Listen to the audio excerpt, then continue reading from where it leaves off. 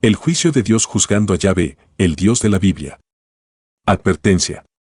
La Biblia es rica en narrativas divinas, pero también alberga relatos de ira divina y paradojas morales que desafían nuestra sensibilidad contemporánea. Nuestra información se atreve a profundizar en estas narrativas complejas, buscando respuestas a preguntas que han confundido a teólogos y filósofos durante siglos. Comenzamos nuestra exploración con la creación de los humanos, el primer acto de Dios registrado en el Antiguo Testamento. Cuestionamos las implicaciones morales de este acto, considerando los defectos inherentes y la capacidad de maldad que posee el ser humano. ¿Por qué un Dios enteramente bueno permitiría tal potencial de malas acciones?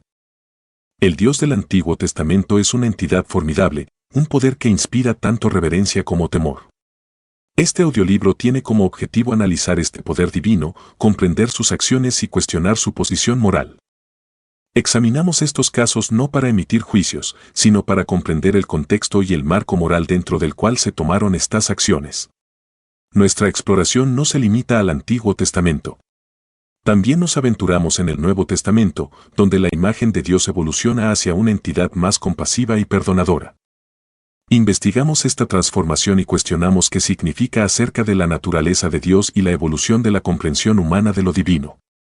Este audiolibro no es solo un examen de las acciones de Dios, sino también una reflexión sobre nuestra propia moralidad. Al cuestionar las acciones del Todopoderoso, también cuestionamos los fundamentos de nuestros propios juicios morales. ¿Qué significa ser bueno? ¿Qué significa ser justo? Estas son preguntas con las que nos enfrentamos mientras navegamos a través de las narrativas divinas. El final de nuestro viaje nos llevará a la historia de Abraham y profundizaremos en el contexto de la mitología sumeria y los Anunnaki. La historia de Abraham, un hombre elegido por Dios, es de fe, obediencia y sacrificio. Sin embargo, cuando se ve a través de la lente de la mitología sumeria y los Anunnaki, adquiere un matiz diferente. Los sumerios, una de las primeras civilizaciones, tenían una rica tradición mitológica y los Anunnaki eran un grupo de deidades en su panteón. En el audiolibro, exploramos los paralelos y contrastes entre estas dos narrativas. Cuestionamos las implicaciones morales de la voluntad de Abraham de sacrificar a su hijo por orden de Dios y las comparamos con las historias de los Anunnaki. Profundizamos en las complejidades de la obediencia divina y la moral humana, desafiando nuestra comprensión del bien y del mal. El audiolibro reúne nombres involucrados en investigaciones sobre este tema como Thomas Romer, Sam Harris y Richard Dawkins. En este audiolibro, someteremos a Dios a juicio, examinando sus acciones y determinando su culpabilidad o inocencia. Nos basaremos en fuentes de información científica, histórica y arqueológica. Si temes cuestionar tus verdades más profundas, debo advertirte que este audiolibro no es para ti. Este audiolibro es intenso y debe verse de principio a fin para evitar cualquier juicio erróneo sobre su contenido. ¿Estás listo? Entonces, que comience el juicio. A lo largo de los siglos, hemos buscado consuelo y respuestas en lo divino, en la forma del Dios que encontramos en las supuestamente sagradas escrituras de la Biblia. Entre muchos, la Biblia es venerada como el conducto sagrado hacia la inteligencia divina, un don celestial otorgado a la humanidad.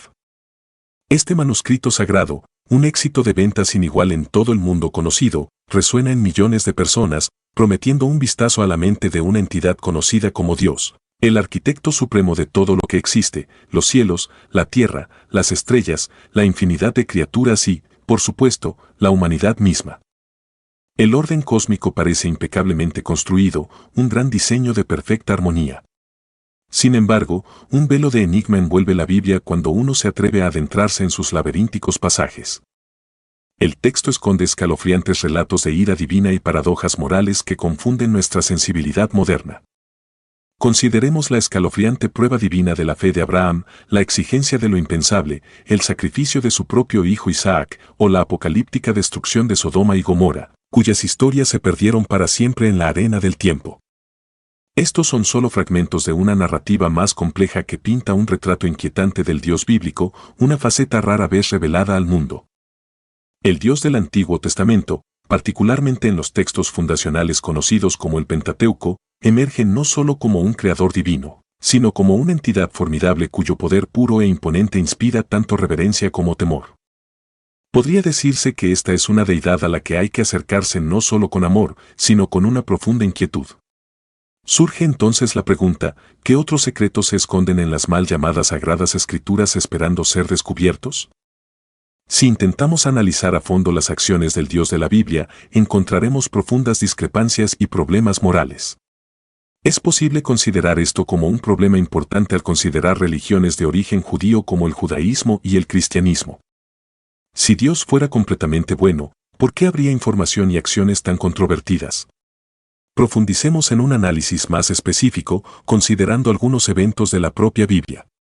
Comencemos, más específicamente desde el principio. No desde el principio de todas las cosas, sino desde la creación de los seres humanos. En Génesis 1, 26, Dios crea a los seres humanos.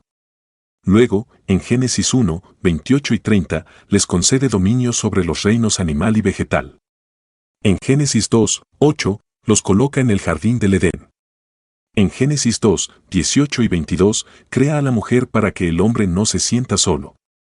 Luego, en Génesis 2, 17, prohíbe a hombres y mujeres comer del árbol del bien y del mal. Más adelante, en Génesis 3, 89, Dios busca a Adán y en el Edén, lo cual es sorprendente, porque si Dios sabe lo que pasa en el corazón del hombre, ¿por qué necesitaría buscarlo? En Génesis 3, 11, Dios ni siquiera parece saber que Adán comió del fruto del árbol y lo interroga al respecto. Luego, Dios castiga a Adán y a Eva por comer del fruto del árbol prohibido, Génesis 3, 15, 19. Más adelante, Dios les hace vestiduras, Génesis 3, 21. Luego, Dios declara que el hombre se ha vuelto como uno de ellos, conociendo el bien y el mal, y para impedirle comer del árbol de la vida y alcanzar la vida eterna. Dios expulsa al hombre del jardín del Edén. Esta parte se puede leer en Génesis 3, 23. En esta parte, observamos algo muy extraño, pues leemos que Dios, una sola deidad, lo pronuncia en plural cuando afirma que él, Adán, se había convertido en uno de ellos. En esta cita Dios habla en plural, dando a entender que son varios dioses, no uno solo. Finalmente, en Génesis 3, 24, Dios protege el jardín del Edén de las acciones del hombre. Poco después, Dios permite que Adán y Eva tengan hijos, y así nacen Caín y Abel. Dios les permite entonces tener diferentes ocupaciones en Génesis 4, 1 y 2. A continuación, Dios se complace con la ofrenda de un hermano, pero no con la de los demás, como se puede leer en Génesis 4, 4 y 5. Después, Dios se concede el derecho a cuestionar por qué Caín está enojado porque su ofrenda no fue aceptada en Génesis 4, 6. En consecuencia, Dios castiga y maldice a Caín por matar a Abel. En Génesis 4, 9, 12. Después, en Génesis 4, 13, 14, Dios escucha la súplica de Caín y lo bendice, Génesis 4, 15. Después, Dios se arrepiente de haberlo creado como un ser humano, Génesis 6, 6, pero un hombre, Noé, agrada a Dios, pues era un hombre justo, Génesis 6, 8, 9. Luego, Dios envía el diluvio universal, Génesis 7, 12, pero recuerda a Noé y el arca, Génesis 8, 1.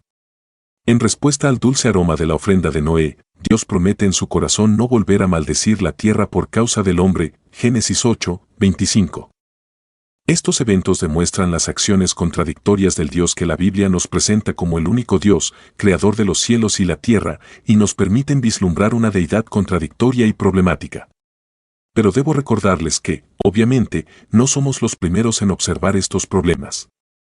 En la actualidad, debemos recurrir a una persona que ha examinado críticamente este enigma. Esa persona es el reconocido biólogo y profesor Richard Dawkins. Nacido en Nairobi, Kenia, República Británica, Dawkins ha dedicado su vida a comprender la complejidad de la vida a través de la ciencia. Como miembro emérito del New College de Oxford y es profesor de comprensión pública de la ciencia en la Universidad de Oxford, Dawkins ha desarrollado una importante obra que desafía el concepto de creación divina y defiende una visión de la evolución centrada en los genes. Esto incluye la popularización del concepto de meme y la defensa de una comprensión científica de nuestro mundo, en marcado contraste con el dogma religioso. En su controvertida obra, El espejismo de Dios, Dawkins presenta una crítica provocadora de la deidad del Antiguo Testamento. Él describe a este personaje como el siguiente: el personaje más desagradable en toda la ficción. celoso y orgulloso de ello, un mezquino, injusto, implacable maniático del control, un vengativo y sanguinario limpiador étnico, un matón misógino, homofóbico, racista, infanticida, genocida, pestilente, megalómano, sadomasoquista y caprichosamente malévolo. Dawkins argumenta que la religión a menudo es lo opuesto de lo que dice ser, e incluso puede estar en la raíz de gran parte del mal que vemos en el mundo. Desde su infancia en Nairobi, Dawkins fue criado en un entorno que fomentó la curiosidad por las ciencias naturales, lo que lo llevó a cuestionar las enseñanzas de la iglesia anglicana en la que se crió. Su cambio de creyente religioso a ateo estuvo fuertemente influenciado por su comprensión de que la evolución proporcionaba una explicación más convincente para la complejidad de la vida que la creación divina. Esta exploración del mundo y la vida a través de una perspectiva científica ha moldeado la cosmovisión de Dawkins y su enfoque de la crítica religiosa. Para Dawkins, la religión es la antítesis de lo que pretende ser. Argumenta que las religiones son la raíz de todo mal. Sé que esta es una afirmación y una frase contundentes. Personalmente, coincido parcialmente con ella. Desde mi punto de vista, si sabemos cómo usar la religión para conectar con lo divino que reside en nosotros y en cada aspecto de la vida, entonces la hemos utilizado eficazmente. Sin embargo, es importante señalar que la religión ha propiciado numerosas atrocidades a lo largo de la historia. Esto se debe a que los propios textos sagrados contienen mensajes contradictorios, con historias confusas que mezclan amor y odio, sanación y enfermedad, bendición y maldición. Desde esta perspectiva, coincido con Dawkins en que la religión es la raíz de todo mal. Además, es importante recordar que las religiones, en su mayoría, afirman poseer el conocimiento exclusivo de la verdad y la única fuente segura de salvación hacia la eternidad. Hagamos una pausa en nuestras reflexiones. Necesito aclarar algo para quienes han llegado a este audiolibro y a este canal Anunnaki Ancient Mystery. El tema que se analiza con mayor profundidad en este canal es la mitología sumeria, acadia, asiria y mesopotámica en general. También debo recordarles que la teoría del astronauta ancestral se toma en serio. Sin embargo, les pido a quienes ya están familiarizados con este tema que sigan la discusión completa que se presentará aquí. Esto se debe a que, en el recorrido de este documental, partimos del examen y análisis del Dios de la Biblia, la deidad suprema de la mayor fe religiosa del planeta Tierra, el cristianismo. A partir de ahí, y mediante un análisis exhaustivo de los recientes descubrimientos de la arqueología bíblica, deconstruiremos la imagen del Dios singular asociado con el nombre Yahvé. En este sentido, quiero dejar claro que yo, Lucas, la persona detrás de este canal, no promuevo ni avalo el odio hacia ninguna religión. Al contrario, abogo por la paz y la convivencia armoniosa entre las diferentes religiones y sistemas de creencias del planeta.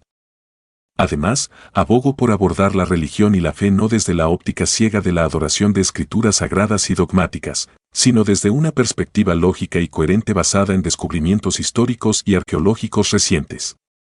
Es precisamente este enfoque el que nos llevará a deconstruir esta imagen y a comprender que lo que se esconde tras el nombre del Dios bíblico y los ángeles del Antiguo Testamento son, en realidad, extraterrestres que nos visitaron en nuestro pasado remoto y antiguo. Personalmente, creo en Dios como una energía, una fuerza, un estado de conciencia y una presencia divina que habita en cada uno de nosotros. Y este tipo de entidad divina no parece, al menos en mi opinión personal, tener nada en común con las características del Dios presentado en la Biblia, ya que es el resultado de una interpretación errónea de mitologías y escrituras antiguas. Además, en esta interrupción, cabe destacar dos observaciones importantes. La primera es que el judaísmo es una tradición religiosa que acepta la existencia de otros dioses, pero considera a la deidad que se reveló a Abraham como el Yo Soy Supremo. Mientras que en el judaísmo Yahvé lo define como, yo soy el que soy quien soy, me convertiré en lo que elija ser, soy lo que soy, seré lo que seré. Esta idea, esta afirmación con la que Yahvé se identifica, es precisamente lo que lleva a la noción de que él, Yahvé, es el Dios todopoderoso y único, identificado con la totalidad divina. La segunda observación importante es que, personalmente, considero el mensaje atribuido a la figura religiosa de Jesús más importante que las controversias en torno a todo lo relacionado con su nombre. En este sentido, siento un profundo respeto por las enseñanzas de este gran maestro, al igual que por otros grandes maestros que vivieron en la tierra, como Siddhartha Gautama, el Buda, por ejemplo. En cuanto a las cuestiones dogmáticas en torno al nombre de Jesús, creo que pueden cuestionarse, como cualquier otra cuestión que pueda surgir en el ámbito de la fe religiosa, y considero esencial examinarlas a la luz de los nuevos descubrimientos científicos. Tras este largo interludio, retomaremos la observación que hicimos antes, el juicio de Dios. Para examinar con más detalle todo lo relacionado con el nombre del Dios bíblico, conversaremos con otro profundo crítico y erudito moderno, Sam Harris. Nacido el 9 de abril de 1967 en Los Ángeles, California, Samuel Benjamin Harris es un filósofo, neurocientífico, autor y presentador de podcast estadounidense. Es reconocido por su trabajo sobre diversos temas, como la racionalidad, la religión, la ética, el libre albedrío, la neurociencia, la meditación, los psicodélicos, la filosofía de la mente, la política, el terrorismo y la inteligencia artificial. Harris es conocido por su crítica a la religión y es uno de los 4 jinetes del nuevo ateísmo, junto con Richard Dawkins, Christopher Hitchens y Daniel Dennett. El primer libro de Harris, El fin de la fe, ganó el premio Pan Martha Albrand a la mejor obra de no ficción y se mantuvo en la lista de los más vendidos del New York Times durante 33 semanas. Desde entonces, ha escrito 6 libros más, entre ellos Carta a una nación cristiana, El panorama moral, cómo la ciencia puede determinar los valores humanos, Libre albedrío y despertar, una guía para la espiritualidad sin religión. Harris ha participado en debates sobre temas como Dios y la religión, con numerosas figuras prominentes como William Lane Craig, Jordan Peterson, Rick Warren y Ben Shapiro, entre otros. Un excelente material de análisis es el debate que tuvo lugar en la Universidad de Notre Dame entre Sam Harris y William Lane Craig, titulado El debate sobre Dios. El debate dura más de 2 horas y el enlace para verlo se incluye en la descripción del audiolibro. Ahora, examinemos juntos un extracto del discurso de Sam Harris en este debate. Su discurso explora la contradicción inherente al concepto de un Dios misericordioso y todopoderoso ante el inmenso sufrimiento del mundo, en particular el de los niños. Presenta una imagen desgarradora de millones de niños que mueren dolorosamente cada año, lo que plantea profundas preguntas sobre la naturaleza de un Dios que permitiría tal sufrimiento a pesar de las oraciones desesperadas de los padres afligidos. Examina la teología que sugiere que esta terrible realidad forma parte de un plan divino y sostiene que dicho Dios, si no puede o no quiere evitar tal sufrimiento, debe ser impotente o inherentemente malvado. Este argumento adquiere un cariz más sombrío cuando Harris confronta el concepto de la condenación eterna para quienes, a menudo sin culpa propia, rezan al Dios equivocado. Critica esta creencia por su falta de evidencia empírica, cuestionando la justificación de una consecuencia tan terrible y eterna basándose únicamente en la doctrina religiosa. Sam Harris plantea importantes preocupaciones sobre la aparente ausencia de responsabilidad moral en el marco cristiano. Ilustra este concepto con un ejemplo crudo, señalando que un asesino en serie de toda la vida supuestamente podría alcanzar la felicidad eterna simplemente aceptando a Jesucristo en su lecho de muerte. Esto lo contrasta con el destino de innumerables víctimas inocentes, subrayando la injusticia inherente a esta creencia teológica. Harris expuso la percepción de una doble moral entre los fieles. Destaca cómo los creyentes a menudo atribuyen los acontecimientos positivos de sus vidas a la benevolencia de Dios, atribuyendo cualquier éxito o felicidad personal a la intervención divina. Sin embargo, en marcado contraste, descartan fácilmente el papel de Dios en el dolor y el sufrimiento generalizados del mundo como un misterio inescrutable, absolviendo así a la deidad de cualquier responsabilidad por estos casos de crueldad e injusticia. El discurso también critica la teoría del mandato divino, una doctrina teológica que postula que todo lo que Dios ordena es intrínsecamente bueno. Esta teoría, argumenta, fomenta una actitud moral inquietantemente delirante y distante. Permite a los creyentes racionalizar actos atroces, como el asesinato de niños, argumentando que son divinamente ordenados. Esta crítica destaca la afirmación de Harris de que muchas doctrinas religiosas pueden manipularse para justificar atrocidades flagrantes, lo que socava aún más la validez moral de dichas creencias. Harris confronta la considerable carga de fe que imponen las doctrinas inverosímiles del cristianismo a sus seguidores. Plantea preguntas sobre la lógica de un sistema de salvación que exige fe en Dios, a pesar de la falta de evidencia convincente.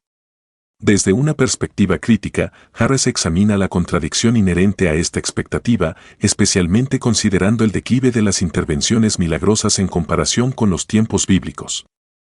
Harris continúa expresando su desprecio por el principio fundamental del cristianismo, que celebra el sacrificio de Jesucristo como el acto supremo de amor divino. Critica esta creencia como una celebración grotesca del sacrificio humano, una inversión moral que no considera las implicaciones para los miles de millones de personas que no se adhieren al cristianismo. Harris vincula estas doctrinas religiosas con una historia inquietante de ignorancia científica y barbarie religiosa. Relata ejemplos de prácticas inhumanas llevadas a cabo con el pretexto de complacer a entidades divinas, como enterrar vivos a niños en cimientos para asegurar el favor divino y la longevidad del edificio. Al concluir su discurso, Harris hace una afirmación enfática sobre el marco moral propuesto por los teístas religiosos. Afirma categóricamente su opinión de que ningún marco moral es menos moral que el que proponen estas doctrinas religiosas, enfatizando su firme creencia en las fallas y contradicciones morales inherentes a dichas creencias. Su argumento es una poderosa crítica a las doctrinas religiosas que, en su opinión, a menudo conducen a más daño que bien. Tras analizar lo dicho por Sam Harris, debemos preguntarnos, ¿por qué tanta gente en todo el mundo cree en este Dios, específicamente en el Dios de la Biblia, como el único y verdadero Dios? Si tanta gente cree que la Biblia es un regalo de Dios, ¿por qué este regalo conlleva tantas controversias? Quizás podamos encontrar una respuesta no examinando la Biblia en sí, sino sus orígenes. Para responder a esta pregunta, recurriremos a otro libro que leí y estudié hace varios años. El libro se titula La invención de Dios del autor Thomas Romer. Thomas Christian Romer, nacido el 13 de diciembre de 1955 en Mannheim, es una figura prominente en el ámbito de la erudición bíblica.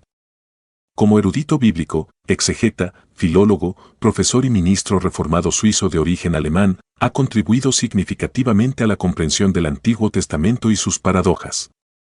Atraído por el Antiguo Testamento desde temprana edad, Romer se crió en una devota familia protestante y realizó estudios teológicos por interés más que por una vocación específica.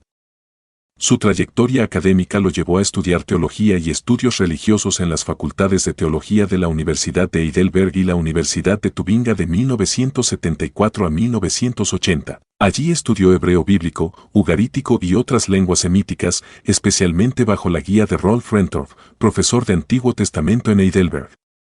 Rentorf animó a Romer a profundizar en la cuestión de los patriarcas judíos en el libro de Deuteronomio y la historia deuteronomista. De 1980 a 1982, Romer estudió estudios religiosos en la École Pratique des Hautes Études de París, donde asistió a la École Pratique des Hautes Études, al Instituto Católico de París y a la Facultad Protestante de Teología de París. Obtuvo su doctorado en 1988. Su tesis doctoral, titulada El Bader de Israel, combinó enfoques estructuralistas e histórico-críticos.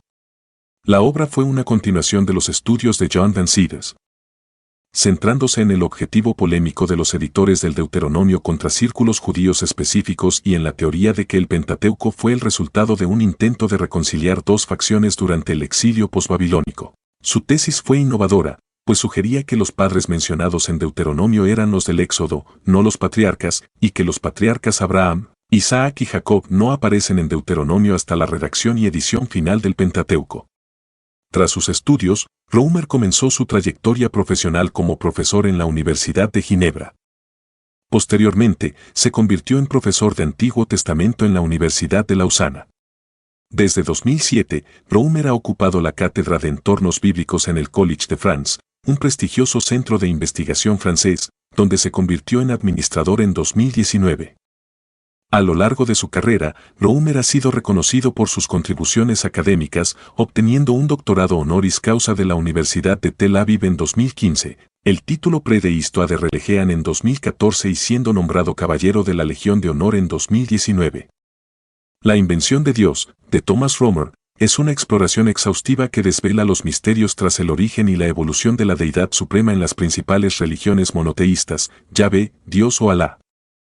Romer se embarca en una búsqueda académica que se remonta a la Edad del Bronce y se extiende hasta la era del Antiguo Testamento, que finaliza en el siglo III a.C.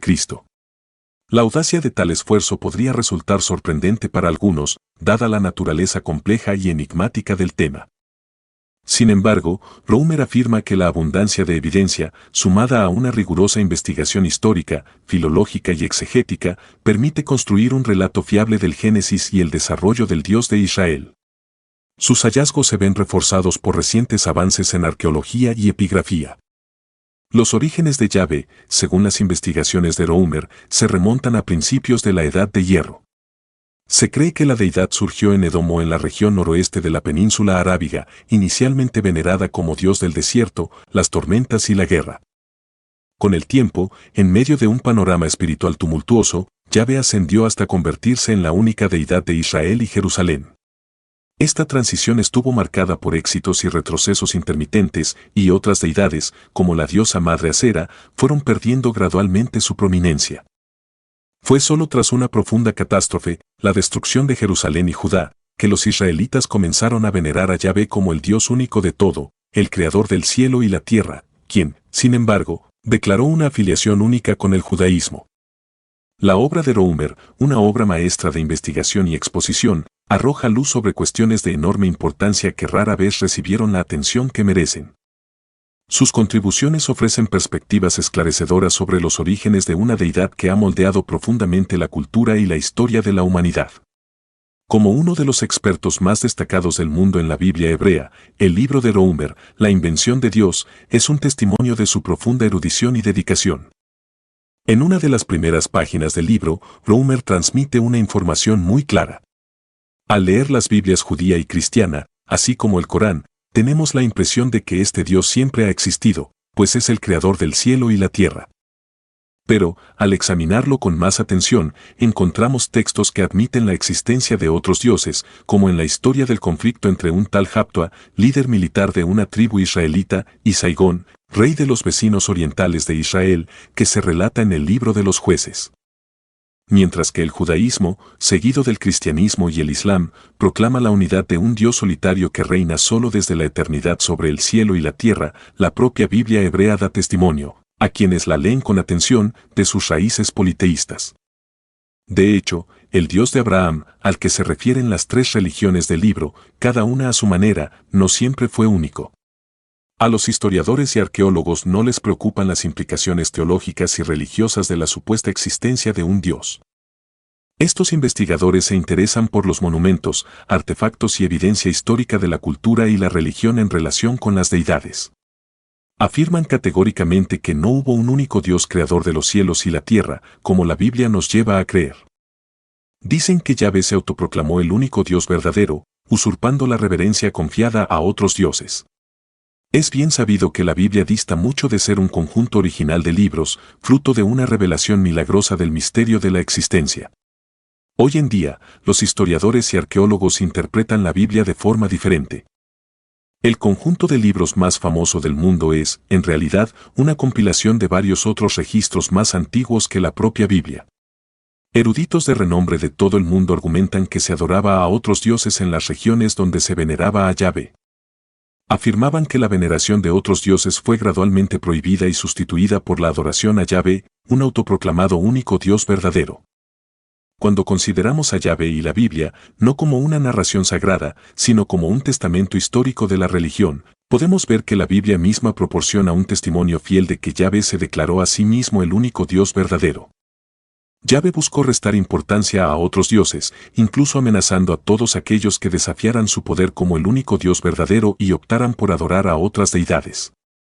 Pero ¿cómo podrían existir otros dioses? ¿Existió una cultura anterior a la Biblia donde se pudiera rastrear el contacto con los dioses? Y la respuesta a esta pregunta es, sí, la hay. En 1849, un arqueólogo e historiador conocido como Sir Austen Henry Layard comenzó excavaciones en la región que hoy es Irak.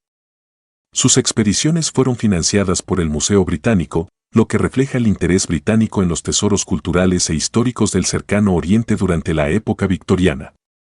En el momento de la excavación, Nínive, ubicada en la actual Mosul, Irak, era un sitio arqueológico inexplorado. Layard hizo un descubrimiento sorprendente, una biblioteca completa que se creía perteneció al rey Asurbanipal II, conteniendo entre 30.000 y 40.000 tablillas de arcilla. Las ruinas de Nínive se asentaban sobre dos montículos principales, Kuyunjik y Nebi Yunus. Kuyunjik, donde se descubrió la biblioteca, es el más grande de los dos. Laird y posteriormente su asistente, Hormuzd Rassam, encontraron numerosas salas llenas de tablillas de arcilla. Tras un examen posterior, estas tablillas resultaron ser la biblioteca real del rey Asurbanipal, el último gran rey del imperio neoasirio. El descubrimiento de la biblioteca de Nínive proporcionó una riqueza de conocimientos sin precedentes sobre el mundo antiguo. La biblioteca contenía una amplia gama de textos, desde códigos legales y documentos administrativos hasta obras literarias y tratados académicos. Entre las obras literarias se encontraban la epopeya de Gilgamesh y la epopeya de la creación, ambos textos fundacionales de la cultura mesopotámica. El contenido de la biblioteca revela los intereses académicos de Asurbanipal, quien se distinguía entre los gobernantes antiguos por su interés por la literatura y su habilidad para leer y escribir en acadio y sumerio, los idiomas de las tablillas. Estas tablillas de arcilla pertenecen a 3 civilizaciones cuyas historias se entrelazan: Sumeria, Acadia y Asiria. Las tablillas proporcionan una gran cantidad de información sobre las costumbres y la cultura de la época.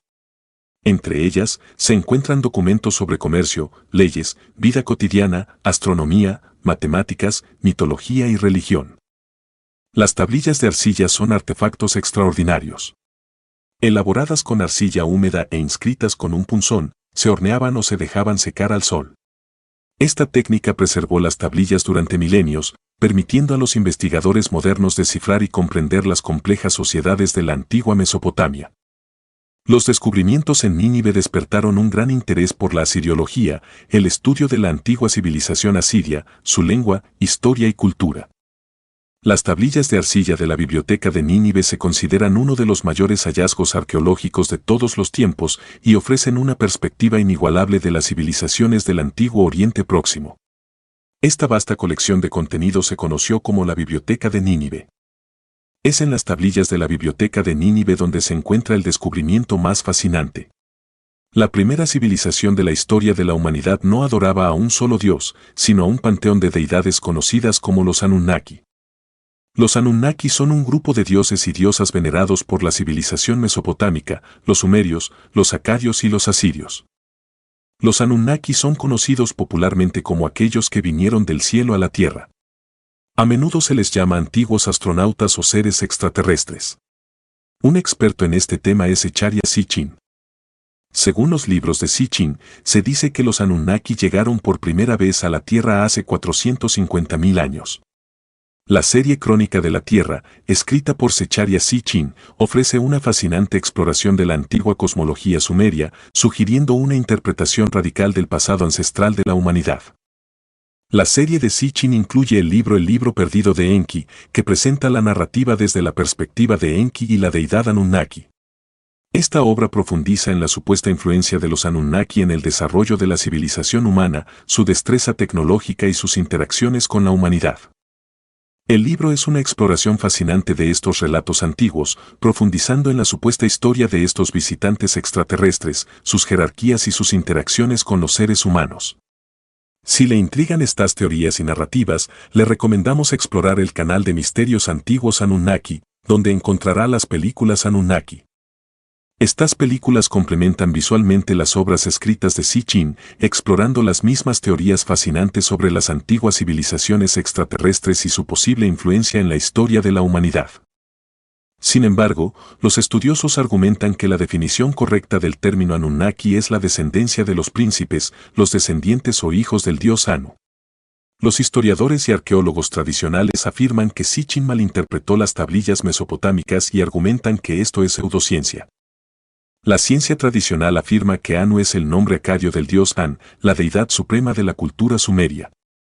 Su nombre está entrelazado con el principio universal y con la deidad suprema misma, como el Padre del Cielo.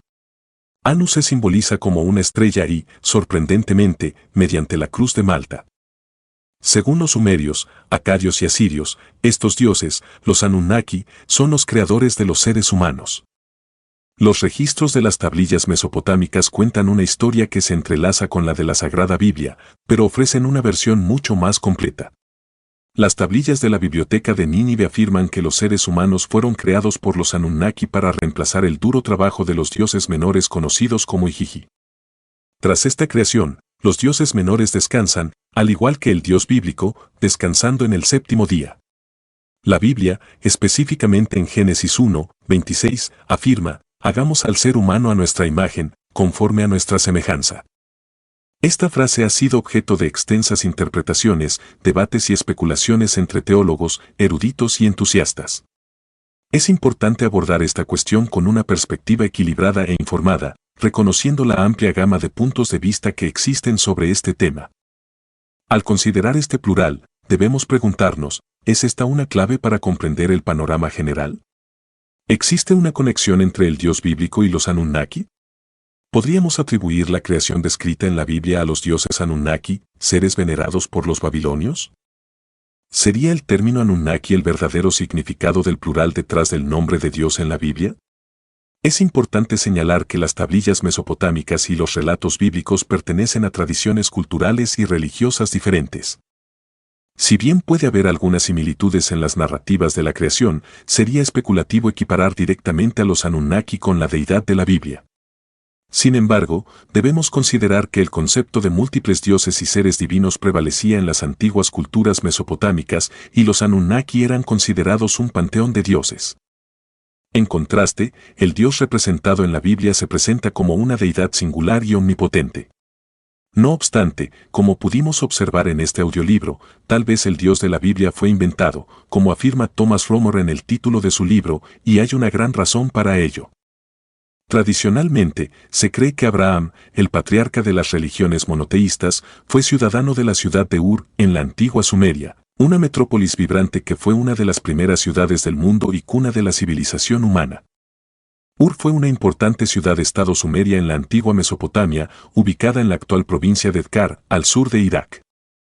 Fue fundada en el período Ubaid, aproximadamente entre el 6500 y el 3800 a.C., y alcanzó su máximo esplendor a principios de la Edad del Bronce, aproximadamente entre el 2900 y el 2000 a.C. Ur fue un importante centro de la cultura sumeria, conocido por su avanzada arquitectura, su compleja estructura social y sus significativas contribuciones al arte y la literatura.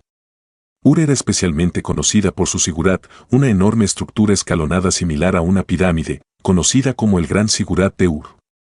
El sigurat estaba dedicado al dios de la luna Natna, también conocido como Sin, la deidad patrona de Ur.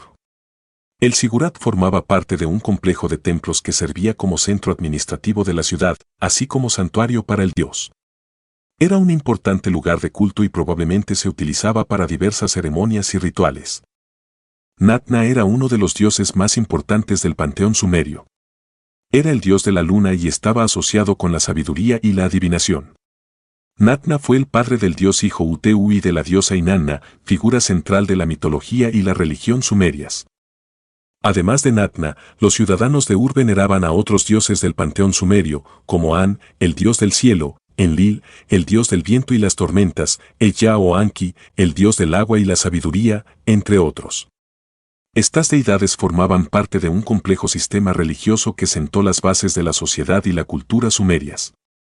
Abraham vivió en Ur, y su vida estuvo marcada por un rico entramado de cultura, tradiciones y religión sumerias, impregnado de numerosos mitos y leyendas. Estos mitos, algunos de los más antiguos conocidos en la historia de la humanidad, estuvieron presentes constantemente en su crianza, narrados una y otra vez en reuniones comunitarias, ceremonias familiares y ritos religiosos. Los sumerios tenían un sistema de creencias politeísta con un panteón de deidades que controlaban diversos aspectos del mundo natural y la sociedad humana. Si interpretamos el término extraterrestres metafóricamente, estas deidades, con sus poderes sobrehumanos y motivos a menudo insondables, podrían parecer ajenas al entendimiento humano. Dada su exposición a estas figuras mitológicas, es plausible que la comprensión de Abraham de la divinidad y su eventual concepción de un Dios único y todopoderoso se vieran influenciadas por sus primeras experiencias en Ur. Sin embargo, también es importante señalar que la transformación de las creencias de Abraham del politeísmo al monoteísmo representa un cambio teológico significativo, piedra angular de las religiones abrahámicas. Este cambio lo habría distinguido de sus contemporáneos en Sumeria y allanado el camino para el establecimiento del judaísmo, el cristianismo y el islam. Quizás nunca sepamos qué ha sucedido con este gigantesco cambio en esta perspectiva religiosa. Quizás nunca sepamos si aquellos hombres, en aquellos tiempos antiguos, vivieron entre estas deidades, criaturas o seres extraterrestres. El concepto de un cambio significativo en las perspectivas religiosas, especialmente de sistemas de creencias politeístas a monoteístas, es sin duda un tema fascinante que ha sido objeto de un amplio debate académico.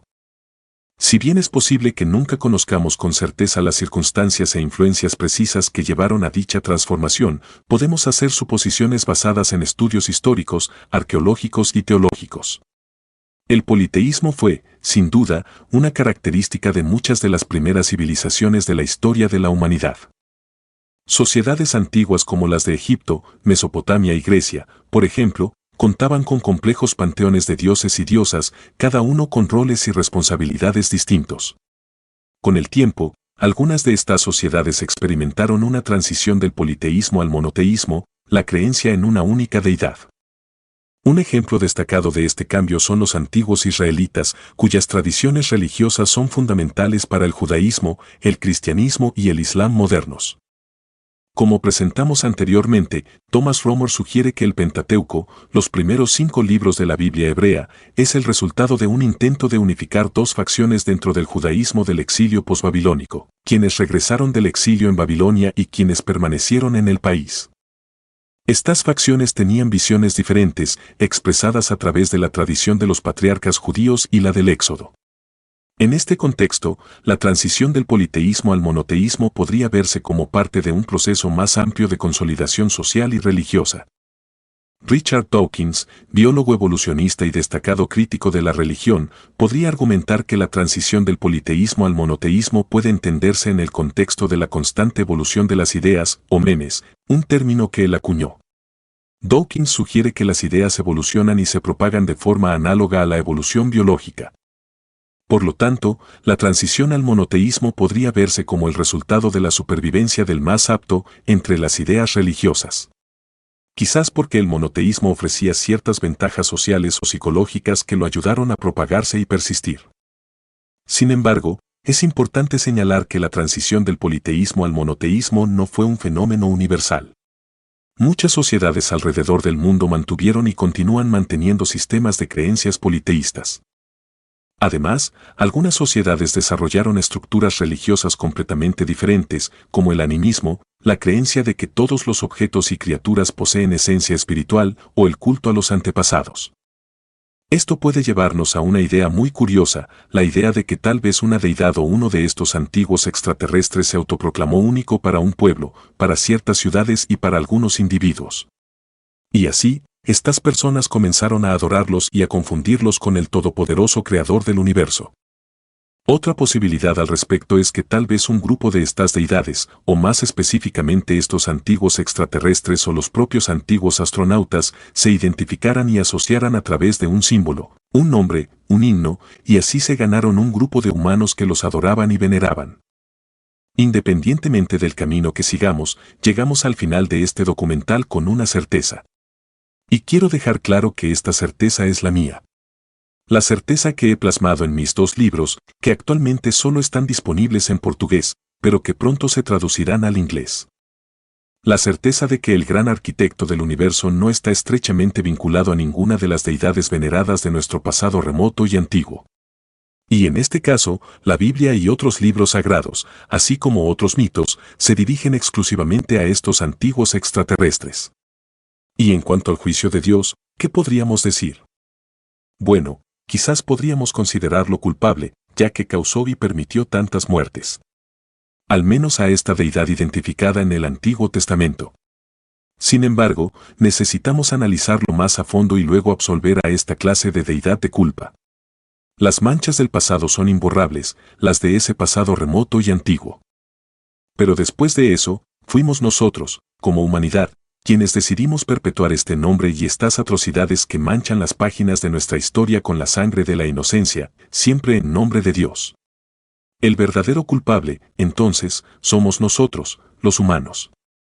Espero que, como humanos, podamos limpiarnos de toda la suciedad que decidimos construir en nuestro pasado. Que la luz del conocimiento y la sabiduría ilumine nuestras vidas e ideas. Y que la luz de la verdad ilumine nuestros cuerpos y haga vibrar nuestros espíritus en busca de nuestra verdadera liberación espiritual. Si te gustó el audiolibro, dale a me gusta, deja tu comentario y compártelo con amigos y familiares a quienes les pueda interesar el tema. Nos vemos en otro audiolibro del canal. Tomado del canal de YouTube, Anunnaki Ancient Mystery, original en el idioma inglés, traducido con inteligencia artificial, editado y grabado por Skyward Blue.